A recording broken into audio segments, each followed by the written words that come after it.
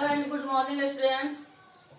आज मैं आप लोगों को 13 चैप्टर पढ़ाने जा रही हूँ। चैप्टर का नाम है कुछ काम करो। सब्जेक्ट आपका है हिंदी, क्लास 3rd और पेज नंबर 71। एक कुछ काम करो कविता है जिसको मैं आप लोगों को पढ़ाने जा रही हूँ। सबसे पहले पढ़ने के पहले हम लोग शब्द और अर्थ को यहाँ पे देख लें एक बार।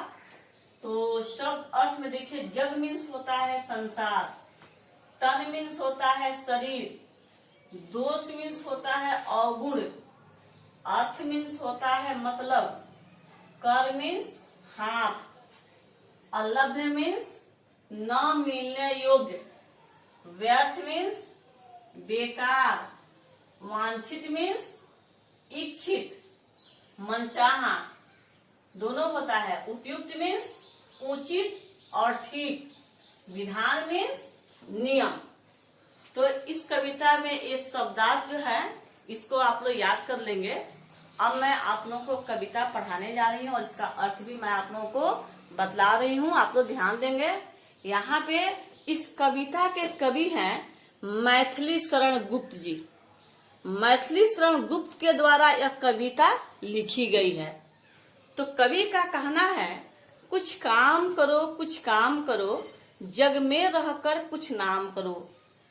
कवि इस कविता के माध्यम से बतलाते हैं कि इस संसार में रहकर तुम अच्छे कामों को करते हुए अपना नाम करो। अच्छे काम करोगे तो तुम्हारा नाम होगा। यह जन्म हुआ किस अर्थ हो, समझो जिससे यह व्यर्थ न हो। कुछ तो उपयुक्त करो तन को, नर हो न निराश करो मन को। कवि का कहना है कि इस जीवन का मतलब क्या है। हम मनुष्य हैं तो हमें मनुष्य की तरह हमारे अंदर हर गुण होना चाहिए। इसको हम व्यर्थ नहीं गंवाएं। इस जीवन के अर्थ को, मतलब को समझे और अपने तन को उसके लायक बनाएं। उसके लायक हम बनाएं अपने शरीर को। किसके द्वारा? परिश्रम के द्वारा। हम मनुष्य हैं, हमारा कर्तव्य है कर्म करना। तो हम कर्म करें और अच्छे बने और कभी भी अपने अंदर निराशा नहीं लाएं। अपने मन को निराश न करें कि हमसे यह काम नहीं होगा। हर काम संभव है। अगर हम करें तो कोई भी काम मुश्किल नहीं है। प्रभु ने तुमको कर दान किए, माने कर मीन्स होता है हाथ। सब वांछित वस्तु विधान किए, तुम प्राप्त करो उनको न हो, फिर है किसका यह दोष कहो। कवि के कहने का मतलब है कि ईश्वर ने सबसे बड़ी चीज तो आपको हाथ दी है, कर दी है। तो और सारी वस्तु जो है आपके लिए बनाई है। प्रकृति के द्वारा सारी वस्तु बनाई गई है और अगर आप उसको नहीं प्राप्त करते हैं मेहनत से, तो इसमें दोष किसका है? इसमें किसी का दोष नहीं, केवल आपका दोष है। तो ईश्वर ने आपको हाथ दी है और आपके लायक इस संसार की सारी सामग्री को बनाई है। उसे प्राप्त करना, उसे पाना आपका काम है। अगर नहीं पाते हैं तो इसमें किसी का दोष नहीं है। समझो न अलभ्य किसी धन को, नर हो न निराश करो मन को। कवि फिर कहते हैं कि कोई भी चीज, किसी भी धन को आप मुश्किल न समझे। आप नहीं सोचे कि यह जो है बहुत मुश्किल है या नहीं मिलने योग्य है, अलभ्य नहीं है।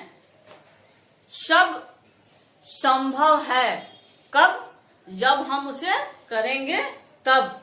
तो जब आप मनुष्य योनि में हैं, आपको ईश्वर ने इतना सुंदर तन दिया है, तो उस तन से आप ऐसे काम को करें, ऐसे कर्म करें कि आपका नाम संसार में हो और आपको सब लोग जाने। जन्म तो सब लोग लेते हैं, लेकिन जन्म सही मायने में उन्हीं का सार्थक होता है जो इस संसार में अपना नाम छोड़ जाते हैं। तो बच्चों, इस कविता में आप लोग समझें कि ईश्वर के द्वारा ये कवि जो है ईश्वर के द्वारा सब वस्तु मिली हुई है, हमें कर्म करके उसे पाना है। इसलिए हमें नाम कमाने के लिए अच्छे काम को करना चाहिए। मैं आप लोगों को इस चैप्टर का अर्थ बतला दी। बच्चों, इसका प्रश्नोत्तर पीडीएफ के द्वारा भेजा जा चुका है। फिर हम लोग नेक्स्ट चैप्टर के साथ मिलेंगे। तब तक के लिए धन्यवाद स्टूडेंट्स। Bye bye. करें तो कोई भी काम मुश्किल नहीं है। प्रभु ने तुमको कर दान किए, माने कर मीन्स होता है हाथ, सब वांछित वस्तु विधान किए, तुम प्राप्त करो उनको न हो, फिर है किसका यह दोष कहो। कवि के कहने का मतलब है कि ईश्वर ने सबसे बड़ी चीज तो आपको हाथ दी है, कर दी है, तो और सारी वस्तु जो है आपके लिए बनाई है। प्रकृति के द्वारा सारी वस्तु बनाई गई है, और अगर आप उसको नहीं प्राप्त करते हैं मेहनत से, तो इसमें दोष किसका है? इसमें किसी का दोष नहीं, केवल आपका दोष है। तो ईश्वर ने आपको हाथ दी है और आपके लायक इस संसार की सारी सामग्री को बनाई है। उसे प्राप्त करना, उसे पाना आपका काम है। अगर नहीं पाते हैं तो इसमें किसी का दोष नहीं है।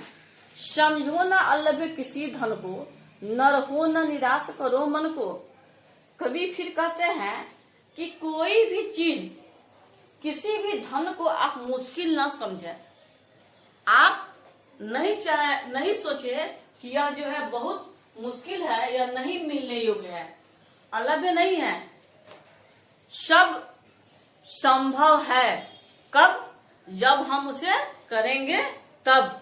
तो जब आप मनुष्य योनि में हैं, आपको ईश्वर ने इतना सुंदर तन दिया है, तो उस तन से आप ऐसे काम को करें, ऐसे कर्म करें कि आपका नाम संसार में हो और आपको सब लोग जाने।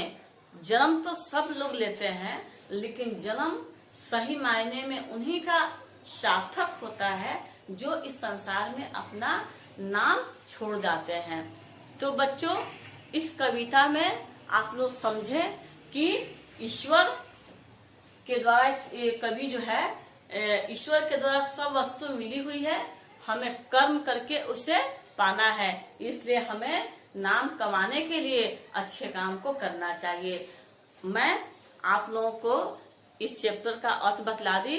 बच्चों, इसका प्रश्नोत्तर पीडीएफ के द्वारा भेजा जा चुका है। फिर हम लोग नेक्स्ट चैप्टर के साथ मिलेंगे। तब तक के लिए धन्यवाद स्टूडेंट्स। Bye bye.